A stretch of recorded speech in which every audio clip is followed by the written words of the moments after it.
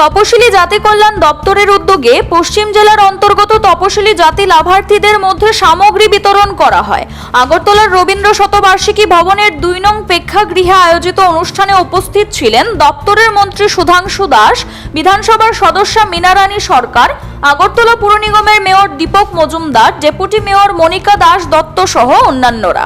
অনুষ্ঠানের মধ্য দিয়ে পশ্চিম জেলার 52 জন লাভার্থীকে পাম্প মেশিন, 48 জন লাভার্থীকে বাদ্যযন্ত্র, 10,000 টাকা করে 36 জন চর্মশিল্পীকে আর্থিক সহায়তা এবং 86 জন সাফাই কর্মীকে 10,000 টাকা করে আর্থিক সহায়তা করা হয়।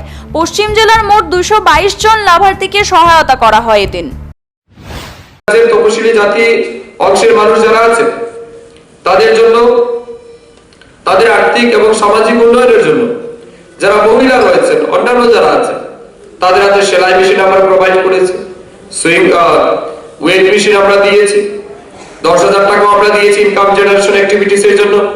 এগ্রিকালচার সেক্টরে, হর্টিকালচার সেক্টরে, এআরডিডি সেক্টরে, ফিশারি সেক্টরে আমরা অর্থ দিয়েছি যাতে করে তারা সেই জায়গাতে আর্থিকভাবে স্বাবলম্বী হতে পারে।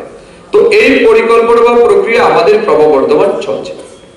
আপনারা যারা এসসি কমিউনিটির মানুষ আছেন, আপনাদের অবগতির জন্য জানাই, আমাদের ত্রিপুরা রাজ্যে বিভিন্ন জেলায় বিভিন্ন সাব ডিভিশনে এসসি অন্তর্ভুক্ত পরিবারের ছেলে মেয়েদের পড়াশোনার জন্য আমাদের সরকার হোস্টেল ব্যবস্থা চালু করেছে।